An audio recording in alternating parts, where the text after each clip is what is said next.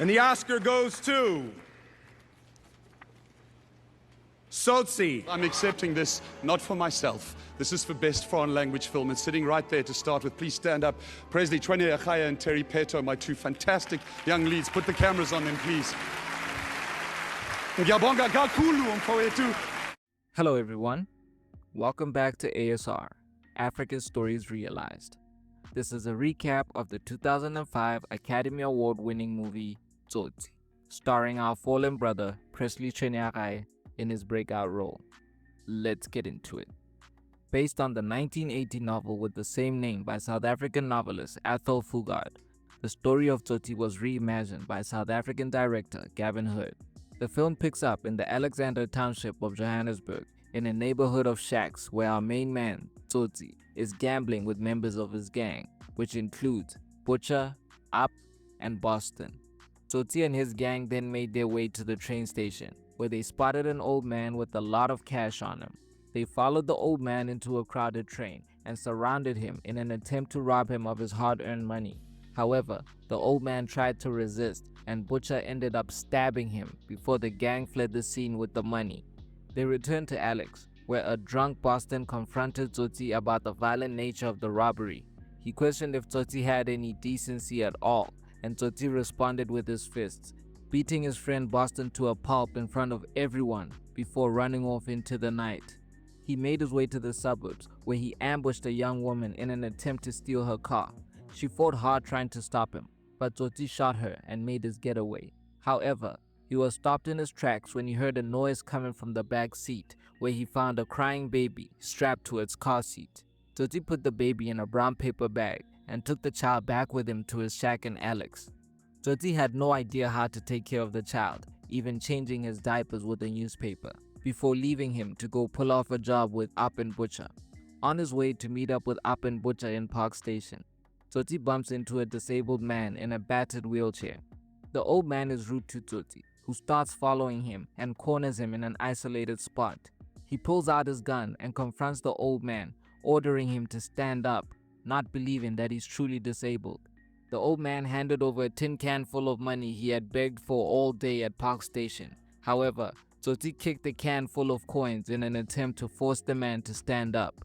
Once he realized that the man was indeed disabled, Tsotsi shared the story of losing his beloved dog before asking how the man lost the ability to walk. The man told Tsotsi that he lost the use of his legs while working in the mines when a beam fell on him and crushed them. The empathetic Tsotsi still questioned why the old man chose to live as a beggar on the street, ultimately leaving the old man to pick up the coins himself. Tsotsi returned to his shack, where he struggled to properly feed and take care of the baby. But after spotting a young woman with a child on her back, he followed her home. Tsotsi forced her at gunpoint to feed the infant, but he was moved by how Miriam cared for the baby after she insisted on giving him a bath. Tsotsi's encounter with Miriam triggered flashbacks, where we learned that Tsotsi's real name is David and the reason he ran away from home. His violent father ordered him out of the room where his sick mother was dying, insisting he didn't want him to catch whatever she had. David's father then kicked the dog so hard he broke its back. A traumatized David fled to a community of orphans and runaways, living in empty drainage pipes outside the city, where he learned to look out for himself and began a life of crime. Tsotsi then took the baby to the empty sewer pipes that he grew up in, where he came across some children who were stuck in the same cycle. Meanwhile, at the hospital, the baby's father, John, is determined to find his son. His wife, Pumla, who survived the hijacking but is resigned to a wheelchair, began working with the police artist to create a sketch of Tsotsi's face, which was then distributed in the newspapers. In the township, they quickly identify the sketch as Tsotsi, but Ab jokes that it can't be him because Tsotsi doesn't know how to drive. The gents were chilling with a local kingpin called Fella, who attempted to recruit the 3 members of Tsotsi's gang.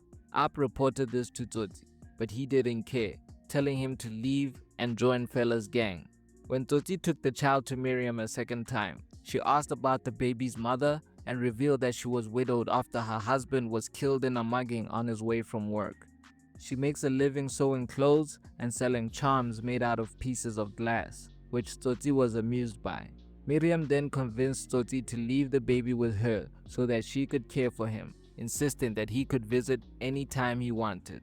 After leaving Miriam's place, Tsotsi felt a sense of guilt for what he had done to Boston, so he offered to take care of an injured Boston and ordered Up and Butcher to help move him to his shack.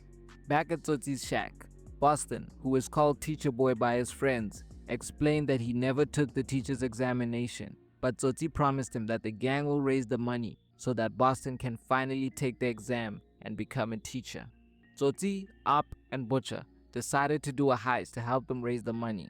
When Pumla's husband John returned, they followed him into the house and tied him up. John stood up to the gang, telling them that they can take all his possessions, but he must attend to his hospitalized wife. Up was assigned to watch John, while Butcher ransacked the house for valuables and Tsotsi packed some stuff for the baby. While Up was distracted by all the food and alcohol in the house, John was able to activate the alarm, and in a panic, the bloodthirsty Butcher tried to shoot John, forcing Tsotsi to shoot and kill Butcher to protect him. Tsotsi and Up escaped in John's car, returning to Alex where they sold it. However, Up confronted Tsotsi for killing Butcher, questioning if he was next, and ultimately deciding to leave the gang. When Tsotsi returned to Miriam's house, he tried to give her the money he made off John's car, but she rejected it and revealed that she knew where he got the baby from. Miriam begged him to return the child, even offering to return the child for him, but Tsotsi was determined to do it himself, even asking Miriam if he could still visit her after he had returned the baby. Tsotsi returned to his shack, where he apologized to Boston before going to the train station, where he gave the disabled man from earlier some money. Finally, he made his way to the suburbs to return the baby, just as the police arrived in the township after receiving a tip. He arrived at the baby's house and told John over the intercom that he would leave the baby outside the gate. However, an officer stationed at the house alerted Captain Smith and his partner, who quickly rushed to the scene. The police aimed their guns at Tsotsi, ordering him to return the baby. However, John urged them to lower their weapons so that he could retrieve the baby himself. An emotional Tsotsi handed the baby to John, and the movie ends with him putting his hands up to turn himself in. However, the DVD for Tsotsi came with two alternative endings to the film. In one of the endings, the baby cries and Tsotsi is shot in the shoulder while trying to reach for a milk bottle in his back pocket. He then makes a narrow escape through a large field back to Alex after avoiding more gunfire from the police. In the second alternative ending, the baby cries after being handed over to his father, and Tsotsi is shot in the chest while trying to reach for the milk bottle. He fell to the ground and died in front of the shocked couple and their baby. I personally would have gone for the ending where Tsotsi dies because it has a sense of finality to it. In fact, I think it was the intended ending because he left his gun behind in the shack, so it connects with him pulling out the milk bottle instead and getting shot. I think the ending where he escapes has too many holes and would have only served to set up a sequel. However, reuniting him and Miriam so he can help raise her child would have been a sweet ending where everybody goes home happy. But they left it open-ended for the viewer to decide. So comment down below with which one of the endings you think fit best. It's a very well-written story, and the director did a great job telling the story with minimal dialogue. That is, every piece of dialogue in this movie serves to move the story forward.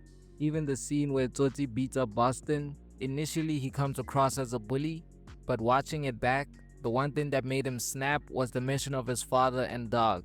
Eventually we find out that they both play a big part in his childhood trauma and abandonment issues. This was our first ever movie recap, so let me know if there's some other movies or classics you'd like us to recap.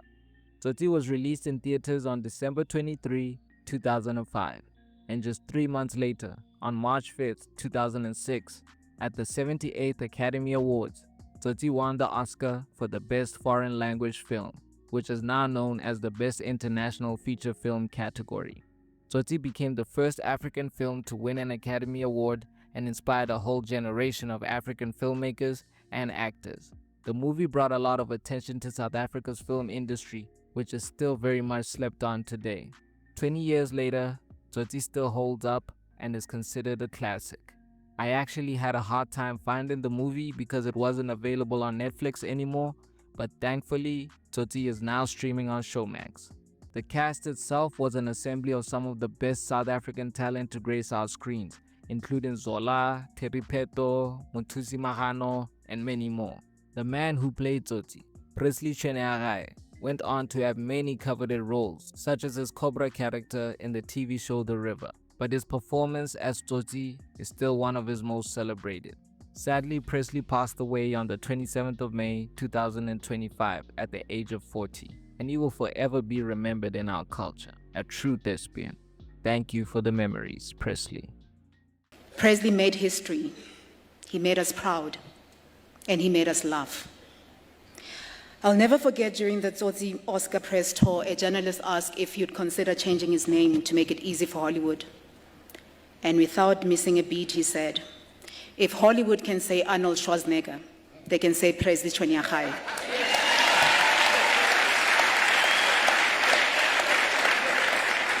And if they can say tsunami, they can say Tsotsi. That was Presley, sharp, unapologetic, and always representing where he came from, with pride. He was our friend, he was our giant, and our golden thread, steering Sakomaf Town. Robala Kakhotso Presley, you broke my heart.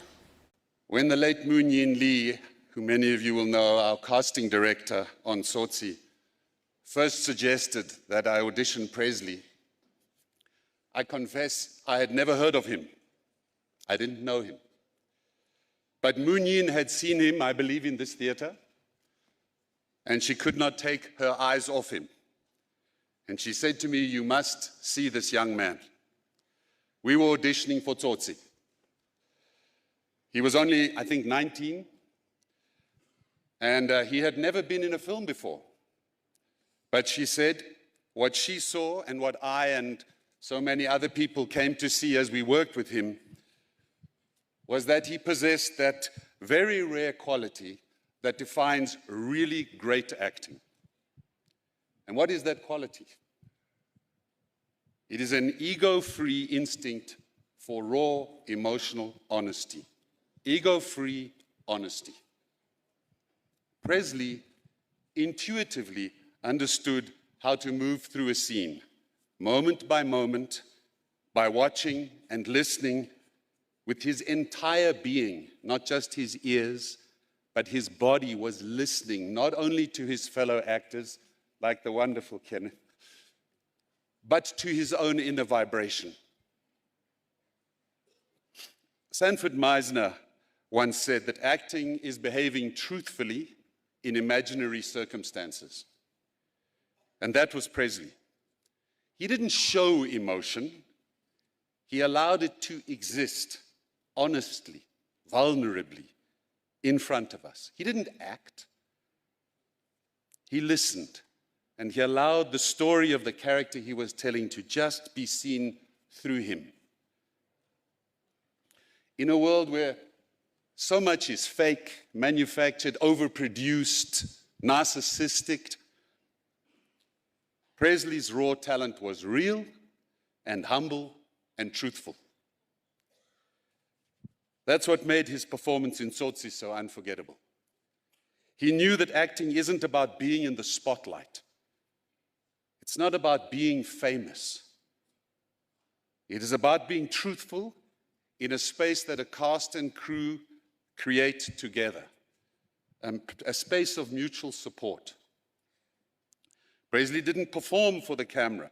Rather, he just allowed us to witness what he was genuinely grappling with, struggling to find the soul of this young man.